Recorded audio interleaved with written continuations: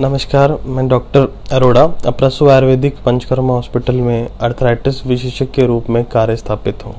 आज हम बात करेंगे एंकीलोजिंग स्पॉन्डिलाइटिस के बारे में, जिसको बोलचाल की भाषा में कमर का गठिया भी कहा जाता है। इस कमर के गठिए के क्या सिम्टम्स हैं, क्या डायग्नोज है, कैसे पहचाने हम कि हमें कमर का गठिया हो गया है या हो सकता है, क्या इसका इलाज है और कैसे हम ट्रीटमेंट का जो असर है इस पर कैसे पड़ता है आयुर्वेदिक तरीके से हम without any single use of pain killer और स्टेरॉयड हम इसको नेचुरली आयुर्वेदिक तरीके से कैसे इसको ठीक कर सकते हैं, उसके बारे में आज हम चर्चा करेंगे। तो सबसे पहले बताएंगे एंकीलोजिंग स्पॉन्डिलाइटिस को कैसे पहचाने। ये अधिकतर जो होता है वो 15 साल की उम्र से लेके 40 से 45 साल की एज में मेल्स को अधिकतर ये ज़्यादा होता है एज़ कम्पेयर टू फीमेल्स। तो शुरुआती में इसमें कमर का जो निचला हिस्सा है वो सुन्न रहना स्टार्ट हो जाता है। जब सुबह उठते हैं मॉर्निंग में, उठने के बाद आधा घंटा अगर आपका कमर का निचला हिस्सा अगर सुन्न रह रहा है और आधे घंटे बाद जब शरीर वार्म अप होता है, गर्म होता है, हम कोई काम करते हैं, बॉडी वार्म होती है, तो उसके बाद ये धीरे धीरे नॉर्मल हो जाता है। अगर ऐसा कुछ हो रहा है तो ये एंकीलोजिंग स्पॉन्डिलाइटिस का सिम्टम हो सकता है। स्टार्टिंग में ये जो प्रॉब्लम होती है ये कमर के निचले हिस्से में या कमर तक सीमित रहती है। या तो हमारा जो राइट हिप है उसमें पेन हो सकता है, लेफ़्ट हिप है उसमें पेन हो सकता है, या फिर कमर के बिल्कुल मिडल में होता है और धीरे धीरे ये ऊपर की तरफ जाकर जो हमारे नेक के जितनी भी नसें हैं उनको भी ये अपने अंदर इन्वॉल्व कर लेता है। तो स्टार्टिंग में 2 से 3 साल तक ये कमर के निचले हिस्से में रहता है और धीरे धीरे 4 से 5 साल के अंदर ये कमर के मिडल में और ऊपर नेक तक को भी अपने अंदर इन्वॉल्व कर लेता है और लास्ट में ऐसी सिचुएशन आ जाती है कि पूरी की पूरी कमर और हमारा नीचे हिप जॉइंट, निचला भाग सारा का सारा सुन्न रहना और दर्द रहना, ये सब चीज़ें इसमें स्टार्ट हो जाती हैं। तो हम पहचाने और कैसे इसका ट्रीटमेंट करना है, अब हम इसके बारे में चर्चा करेंगे कि अगर आपको ये सारे सिम्टम्स नज़र आ रहे हैं कि जैसा अभी हमने बताया आपको, तो इसमें हमें डायग्नोज पूरा प्रॉपरली तरीके से हो सके इसके लिए टेस्ट कुछ होते हैं वो हमें करवाने चाहिए, जिसका टेस्ट है HLA-B27 नाम का एक टेस्ट इसमें होता है, जिसको हम अपने कॉलेज के टाइम में हला B27 कहते थे। तो उसको बहुत आसानी तरीके से याद करने का तरीका है, हला B27 नामक का टेस्ट है। इसके अलावा RA रिमेटॉइड अर्थराइटिस का भी इसमें टेस्ट कराया जाता है, लेकिन वो कई बार ऐसा होता है कि रिमेटॉइड अर्थराइटिस का जो टेस्ट है वो इसके अंदर नेगेटिव आता है। तो स्टार्टिंग में अधिकतर पेशेंट्स जो हैं वो रिमेटॉइड अर्थराइटिस का टेस्ट करवा लेते हैं और वो नेगेटिव आता है तो उनको लगता है कि मुझे गठिया का तो कोई प्रॉब्लम है ही नहीं, तो गठिया नहीं है, मेरे को गठिया का इलाज नहीं कराते, ना इतना ध्यान देते हैं। और जो इसके पेन किलर्स हैं उसके बहुत इसमें ड्रास्टिक रिजल्ट्स आते हैं कि मतलब हमने 3 या 4 दिन पेन किलर्स ली और उसके बाद दर्द जो है वो बिल्कुल ठीक हो जाता है। उसके बाद 10-15 दिन बाद दोबारा से दर्द शुरू होता है, तो पेशेंट को लगता है कि मेरे सोने की तरीके से या थकावट, लाइफस्टाइल की वजह से मेरे को दर्द हो रहा है, लेकिन ऐसा नहीं होता।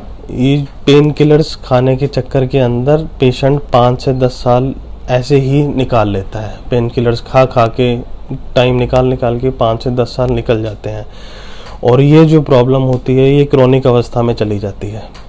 ठीक है, तो इसमें सबसे पहले अगर आपको कोई भी सिम्टम्स आते हैं तो आप RA फैक्टर तो करवाओ, अगर वो नेगेटिव आ रहा है साथ में हमें HLA-B27 भी ज़रूर करवाएं, क्योंकि रिमेटॉइड नेगेटिव आ जाता है लेकिन HLA-B27 से हमें एग्जैक्टली पता लगेगा।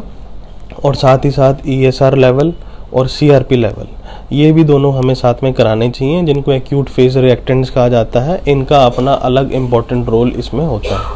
तो इसके अंदर हमारे जो टेस्ट हो गए वो रूमेटॉइड अर्थराइटिस हो गया, RA, second one is HLA-B27, third one is ESR level and fourth is CRP level. ये चारों टेस्ट हमें करवाने ही हैं। बाद जो ये प्रॉब्लम होती है ये लंग्स को भी अपने अंदर इन्वॉल्व कर लेती है, आँखों तक को भी इन्वॉल्व कर लेती है, और यहाँ तक कि किडनी के रोग भी हो जाते हैं। अगर आँखों की प्रॉब्लम होती है जिसको यूवीआइटिस कहते हैं, तो पेशेंट आँखों वाले डॉक्टर के पास भागता है कि उसकी आँखों के अंदर यूवीआइटिस नामक का रोग हो गया है, लेकिन उसको ये नहीं पता पेशेंट को कि ये जो यूवीआइटिस हुआ है ये एनक्लूजिंग स्पॉन्डिलाइटिस की वजह से हुआ है।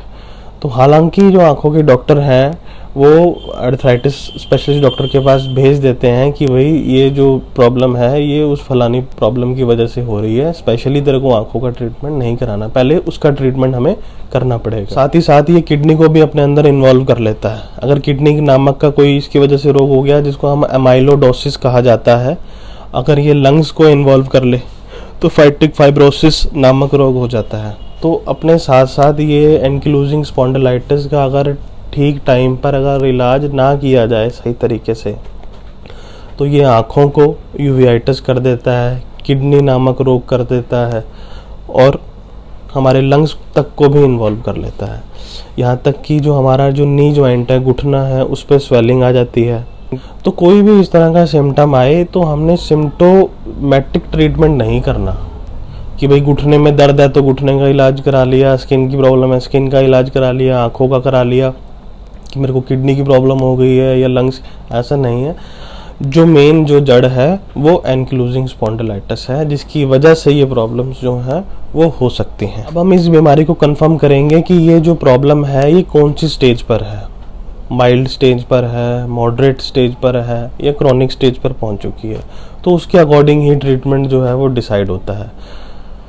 ट्रीटमेंट बेसिकली इसमें मेडिसिन्स, आयुर्वेदिक मेडिसिन्स और पंचकर्मा दोनों ही किए जाते हैं। अगर ये प्रॉब्लम स्टार्टिंग स्टेज में है, माइल्ड स्टेज में है, अभी 5-6 महीने हुए हैं स्टार्ट हुए और पता लग गया है, तो इसमें सिर्फ दवाइयों से काम चल जाता है।